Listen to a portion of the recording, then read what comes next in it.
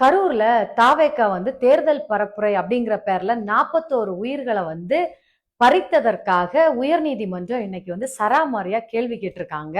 யாரை பார்த்துன்னா இந்த தாவேக்கா நிர்வாகிகளை பார்த்து. அதுல குறிப்பா இந்த நீதிமன்றம் என்ன சொல்லியிருக்கு அப்படின்னா, இது மேன் மேட் டிசாஸ்டர் அப்படின்னு சொல்லியிருக்காங்க. அதாவது மனிதர்களால் உருவாக்கப்பட்ட பேரிடர் அப்படிங்கிற ஒரு விஷயத்த சொல்லியிருக்காங்க. அதுக்கப்புறமா இதெல்லாம் ஒரு கட்சியா, இதுதான் விஜய்கிட்ட இருக்க தலைமை பண்பா அப்படிங்கிற மாதிரி காரி அப்படி ஒரு துப்பு. யாரு அப்படின்னு பாத்தீங்கன்னா நீதிமன்றம். ஒரு தலைவருக்கான ஒரு குறைந்தபட்ச ஒரு பொறுப்பு கூட இல்லையா அப்படிங்கிற மாதிரி நீதிமன்றம் இன்னைக்கு கேள்வி எழுப்பியிருக்காங்க. அதாவது என்ன சொல்லியிருக்காங்க அப்படின்னா, இந்திய அரசியல் வரலாற்றிலேயே இந்த மாதிரி ஒரு கட்சியை பார்த்திருக்கவே முடியாது. அதாவது பொதுச் செயலாளர் ஒரு மனு தாக்கல் பண்றாரு. என்ன அப்படின்னா, முன்ஜாமீன் கேட்டு ஒரு மனு தாக்கல் பண்றாரு.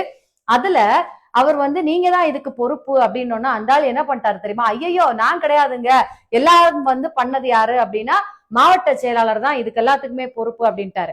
வெளியில இவ்வளவு நாள மக்கள்கிட்ட இதெல்லாமே திமுக அரசாங்கம் தான் பொறுப்பேற்கணும், இந்த உயிரிழப்புக்கு எல்லாம் திமுக அரசாங்கம் தான் காரணம், முன்னாள் அமைச்சர் அண்ணன் செந்தில் பாலாஜி தான் காரணம்னு பேசிட்டு இருந்தவங்க இன்னைக்கு நீதிமன்றத்துல ஒரே ஒரு வார்த்தை கூட திமுக அரசாங்கத்தையோ செந்தில் பாலாஜியோ பேசவே இல்லை. ஏன்?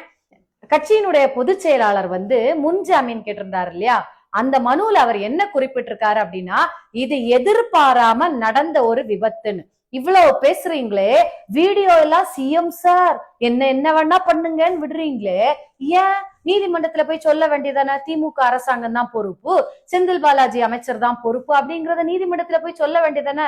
கூட்டத்துக்குள்ள 1000 பேர் புகுந்துட்டானுங்க, யாருன்னே தெரியாது, கத்தி வச்சிருந்தாங்க, கத்தி வச்சு கிழிச்சிட்டாங்க, பாடி எல்லாம் கூட இறந்தவங்களுடைய உடல்கள் எங்க இருந்து வந்ததுன்னு தெரியாது, ஏதோ எங்க இருந்தோ கொண்டு வந்துட்டாங்கன்னு கூட்டத்துக்கு வந்தவனையே அவ்வளோ கேவலமா, இதை விட யாரும் கேவலப்படுத்த முடியாது அப்படி பேசுனீங்களே, ஏன் இன்னைக்கு நீதிமன்றத்துல ஒரு வார்த்தை கூட அதை பத்தி பேசவே இல்லை?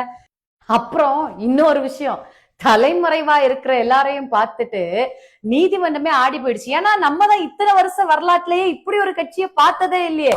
இப்போ நீதிமன்றத்துக்கு என்ன பிரச்சனை அப்படின்னா, அவங்களே பயங்கர குழப்பத்துல இருக்காங்க. இதுல தமிழக வெற்றி கழகமா இல்ல தலைமறைவு வெற்றி கழகமான்னு எப்பா நீங்களே ஒரு முடிவுக்கு எங்களுக்கு சொல்லுங்கப்பா.